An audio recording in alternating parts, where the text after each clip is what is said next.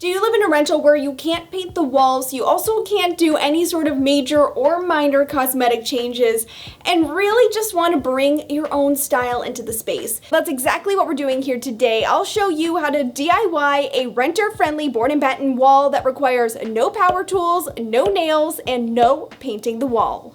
So without further ado, let's get into this tutorial because it is quite a process, though a very easy one, and I'm going to take you from start to finish. First up, let's empty the room and turn it into a blank canvas. And between you and me, I was actually very excited to see all of this old decor out because I was ready for a little bit of a change anyhow. So this just was a great feeling. And once the room was empty, it's time for a very important step, which is cleaning the wall. And you want to make sure you do this pretty well because of the renter-friendly hacks that we are going to be doing in this video. So I used warm soapy water to wipe down the wall as best as I could to get it nice and clean, get that dust off, and then went back in with just a damp rag to make sure I got off any of the soap residue and then let the wall completely dry.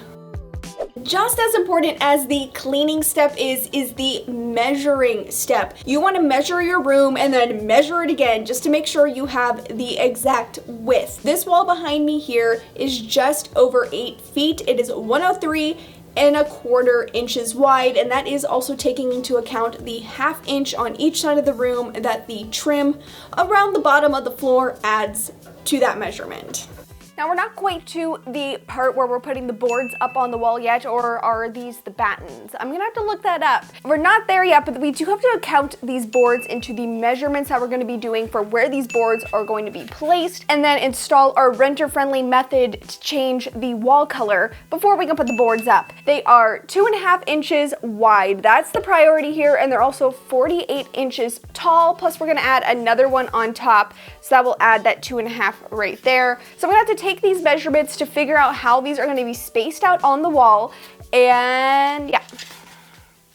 Now time for the math portion, and yes, I know you heard me, we are going to be doing some math. So I spent quite some time trying to figure out the math and the correct placement for these boards to make it very easy for you guys. You're in luck because I have a super helpful formula. So first you want to calculate the sum of the widths of all of the boards. So my boards are 2½ inches wide times 6, so that gives me 15. Then you want to subtract that from the total width of the wall. So I did 103.25 minus 15, giving me 88.25. Then take that number and divide it by the number of spaces that will appear between the boards. So that was 88.25 divided by 5, and that will give you the space that you need to know exactly where to place each of the battens, and for me that was 17.65 inches spaced out across the wall. Now once I had all of that math figured out, it was time to begin installing.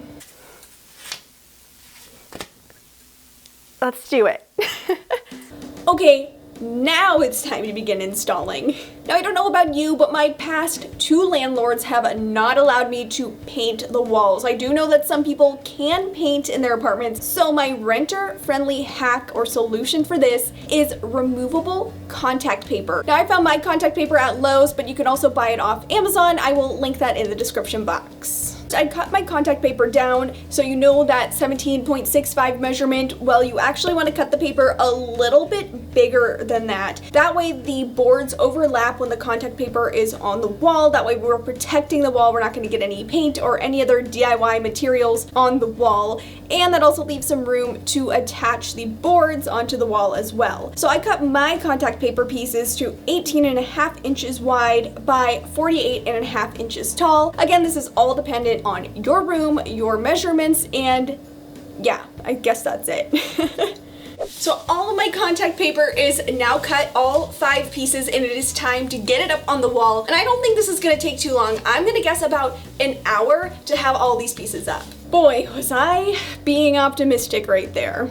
Starting with the first sheet of contact paper, you do want to leave at least 3/4 of an inch from the corner of the wall to the start of the contact paper and begin applying the pieces. You are going to need that 3/4 inch gap between every single piece of contact paper that you put up on the wall. Now, I definitely struggled with the first few pieces, but by the end of it, I became a contact paper applying pro. So here is how you do it. First, you want to peel back just a few inches of the backing. You want to fold that down nice and neat, and then stick the edge of the contact paper along the edge of the trim or the floor if your apartment doesn't have trim, and begin slowly peeling up that backing and using your hand to smooth the contact paper onto the wall nice and neat and even as you're working. And it does help if you have anything with like a flat edge, like a credit card or like a squeegee, like a wallpaper applier type thing. That definitely would help, but I didn't use any tools. I was able to completely just do this with my hand and it worked perfectly fine, so don't worry about that, because the good thing about this contact paper is that it is completely readjustable because it is removable. So if you mess up, get a little wrinkle, a bubble here or there, or completely just miss the mark on making this straight up and down on the wall, you can peel it back off and re-stick it multiple times. And after 2 hours, the final sheet of contact paper was up on the wall.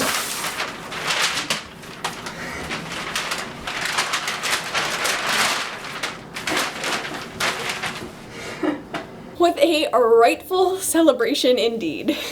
And there is still much more work to be done, and that is getting the battens up on the wall, and we're going to use the most obvious, renter-friendly, nail-free solution there is out there, command strips. I picked up the picture hanging command strips in this bulk pack because I knew I was going to be using a lot of them. I believe I used almost the entire pack for this project because I was going extra secure with these command strips. So what I did was I applied the command strips to the wall, pressing them firmly into place to make sure that they were really sticking. Then I removed the backing off of the front of the strips, added some hot glue just because I knew I needed a little extra security. I did not want these boards falling off the wall, and stuck the batten board right on top of the strips. I also made sure to use my level to make sure these were perfectly vertical, and the best thing about this solution is that you can always peel the board back off the wall, adjust it, and then snap it back into place, which is fantastic.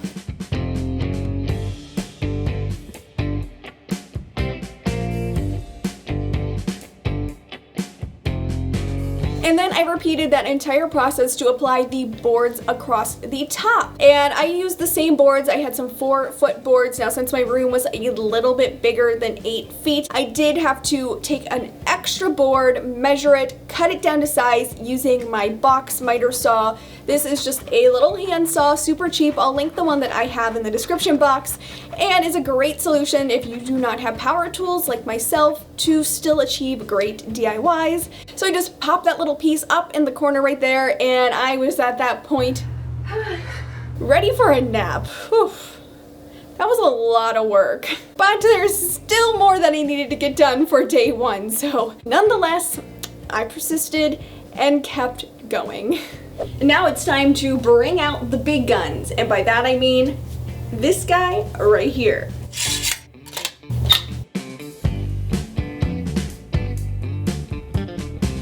Yeah, for all the buildup that I just gave that segment, that first line of caulk wasn't very good. Now, I did try a method where I used painter's tape to make this a little bit neater, but in the end, I was a little bit too lazy for that. I was taking too much time, so I decided to go freestyle. The reason we're doing this is because the command strips add a little bit of a gap between the wall and the batten board that we put up, and I wanted this to look as professional as possible, so using the caulk, filling in that gap was the best solution. And since we overlapped the boards and the contact paper, you're not going to be getting the caulk onto the wall because it's going to only be sitting on top of the contact paper, making this removable in the end. You could skip this step. You absolutely would not need to do this, but I highly recommend it. I do think that this is going to give you a much more finished and professional look. And with that final bit of the caulk done, it's time to call it a day on day 1. So with some editing magic, let me transport you to day 2.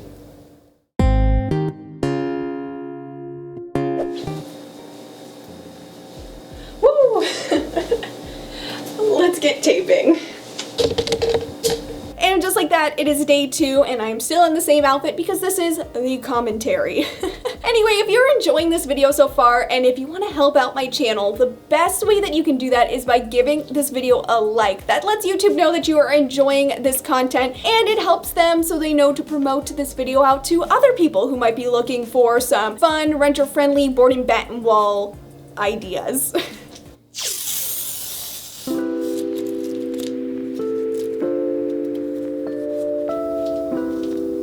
Get back to this tutorial because today is day 2. We are on to the fun stuff, which is painting the wall. Well, not painting the wall, painting the contact paper, because this is a wall painting free solution. So the first thing you want to do is protect the wall of your apartment and not get paint on the wall. So I used some painter's tape to paint off all around the perimeter of my little board and battens that I had installed.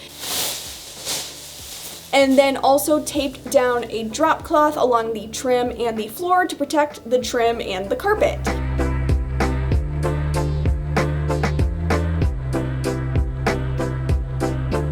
Now, because we are not painting the wall and we are painting on top of contact paper, I did some research on the best ways to do this, and there's really 2 methods that you could do. The one would be using a deglosser to get some of the sheen off that contact paper, basically turn it into just removable sticky paper on the wall. But another one that I saw that I felt was maybe a little bit more accessible, maybe a little easier for everybody doing this, and that is just using a really good primer. So I already had this primer, that's what made this even better, from a previous DIY, and I just applied that onto the wall using a foam roller and a paintbrush. The angled paintbrush is super key for getting that primer into all of the little crevices and corners that this board and batten wall has created. So definitely you want to use a combination of the 2.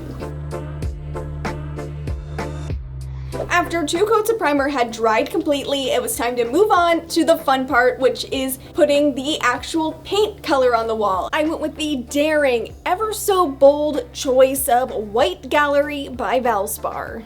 I know, white is not the most exciting paint choice, but hear me out. The reason I went with white is because, well, the wall behind me is already gray, so it's already a color, and it's kind of a dark color. So I figured doing a white board and batten wall was gonna really bring in that lightness and airiness that this apartment truly is missing. And I'm so glad that I went with this color, but you absolutely could do whatever color your heart desires for your board and batten wall. You do not have to do white. And part of me kind of wishes I would have done a color for this example just so that I could show you guys.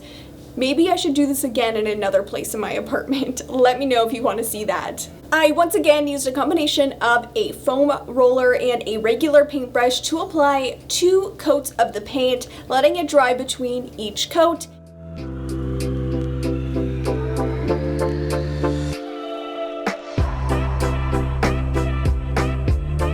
And yes, I did accidentally get some paint on the wall. Luckily, I caught it in time that I was able to use a damp rag to wipe it away, but just please tape your wall. Tape it extra, use the extra thick painter's tape. Really try to protect your wall in this process if you're unable to go back in with the original wall color.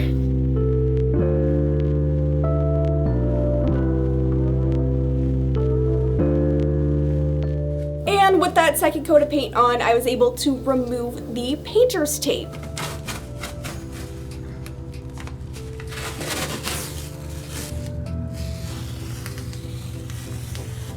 Now, before we get to the final reveal, there was one final finishing touch, and that is covering up the ugly off-white outlet socket with this renter-friendly outlet cover. I love this because it not only works as the outlet plate and changes that color, it also conceals the socket. Since you're probably not able to change out the electrical sockets in your apartment, I was able to pick this up at Lowe's, but you can get them off Amazon. Again, with everything in this video, it will be linked in the description box. Okay, and you know what? While we're here changing outlet covers, I heard you guys on my kitchen makeover. So many of you guys complaining that I did not change the outlet covers in my kitchen. Just for that, just for you guys, I'm gonna do that right now.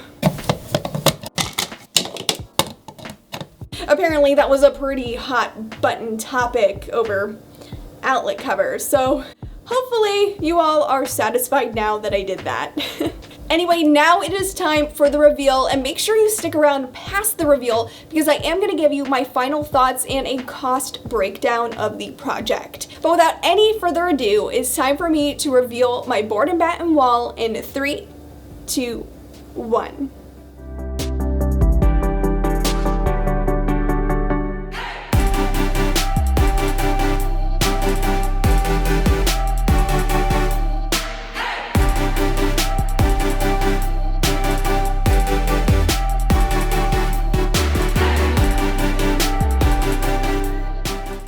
Okay, what did you think of this DIY solution? Is this something that you would do in your own apartment? Let me know down in the comments. I wanted to give you my final thoughts now that we are here, that the wall is done, and I've been living with it for a little bit now. Overall, I am in love with this. I think it looks fantastic on the wall. It makes me so happy to look at it. It turned out exactly as planned. It is not 100% perfect because, well, this is a renter-friendly solution and not permanently installed on the wall, but I couldn't ask for anything better with this DIY. As far as the cost goes, this is a little bit more of an expensive project just because of the nature of making it renter-friendly. And then once you add in all of the other costs for the other tools and materials that you need to complete this project, I would say that this came in around $120 to $150. So it would be up to you to decide if it's worth spending that kind of money to do a accent wall like this in your apartment. For me, it